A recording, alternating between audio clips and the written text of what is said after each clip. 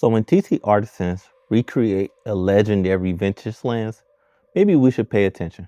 From what I understand, TT Artisan did base this lens off the Zeiss 75mm F1.5. Now let's talk about why I bought this lens. So if you watched The Creator and you looked at the BTS, you'll see that movie was shot on a 75mm anamorphic lens. And paired with the Sony FX3, it created some amazing visuals. I mean, let's be honest, visually, that movie is top tier. Now, my lens is an anamorphic, and my anamorphic adapter is only a 1.25 squeeze, but I'm still planning to pair these two just to see what type of image that I get out of it. Now, the image from the 75mm is gorgeous. With it, you can capture a shot perfectly in focus without having to be too close.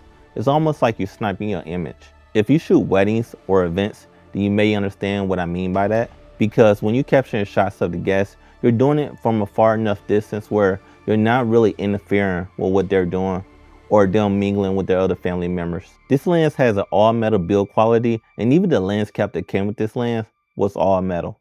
Now, another physical feature that I love about this lens is the grooves in the focus ring. It makes pulling focus much more pleasing. This lens does cover full frame and come with an M42 screw mount, but me personally, since I'm using it on my Sigma LP, I converted it to L mount. Now, if you put this lens next to the Biotar, they look damn near identical. And from what I've seen online, the only difference is that the TT Artisan may be a tad bit sharper.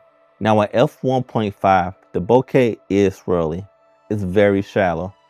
And it's kind of identical to what you get on the Helios, which makes sense because that lens is also a copy of a Biotar lens. Now at wide open, the image is very soft, but I like that feature. But you also get a slightly green haze when you're shooting almost directly into the sun, but any other time, it's totally fine. I know a lot of people, especially running gun shooters, that prefer modern lenses, but me personally, I don't. I like the flaws and the characteristics that vintage lenses have, and maybe that is because my favorite movies, Blade Runner and Halloween, were shot at a time where the lens was most common, and I fell in love with the features or characteristics of those movies. When directors and cinematographers made choices back then, it didn't just stop at the camera. Their lenses and also their film stock and their film prints dictated how their movies would come out. It's pretty much no difference from what they're doing today. Lawrence Shear talked about this in an interview with Matty Hapoya, where he talked about his lens choice for the Joker, which were all vintage lenses, and he used that same idea for the sequel of that movie.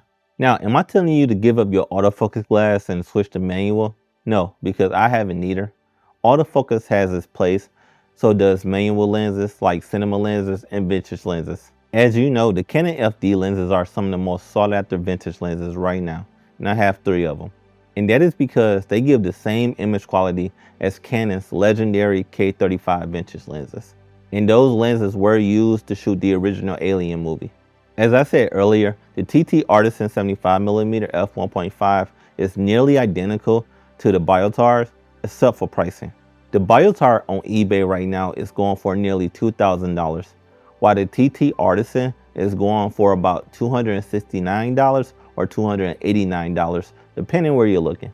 And honestly, I think this is a fantastic lens, and I don't regret buying it, and I don't think you would either. Now, if I want a vintage look, I prefer to do it in camera instead of shooting on a modern lens and then having to worry about dirtying my image in post. That is just my preferred workflow and how I like to approach my videos, but maybe you feel different. So what do you think about this lens? If you have questions, leave them down in the comment section and I'll get back to them as soon as I can. And you want to hear something kind of crazy? Right now I'm using my iPad as a client's monitor or a director view monitor, just so I can make sure that myself is in focus, because I'm shooting this on my XH2S and my Sirui Nightwalker 35mm f1.2 or T1.2. And I'm practicing with this type of setup is because I'm going more into corporate or commercial work. Now, while I love doing weddings, really my focus, or really what I would love to do, is short films and music videos.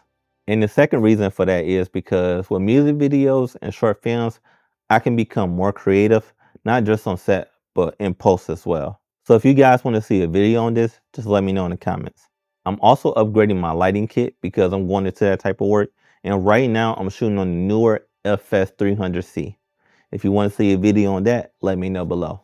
We're at a point right now that if you bought a camera within the last 6 years, what you have is more than capable enough to shoot any type of professional content. But what's even more important than your camera is your lighting and your lens choice. And sometimes it may be lighting first and then lens second, depending on your preference. Now, I'm pretty much done. And I'll catch you guys in the next one. Peace.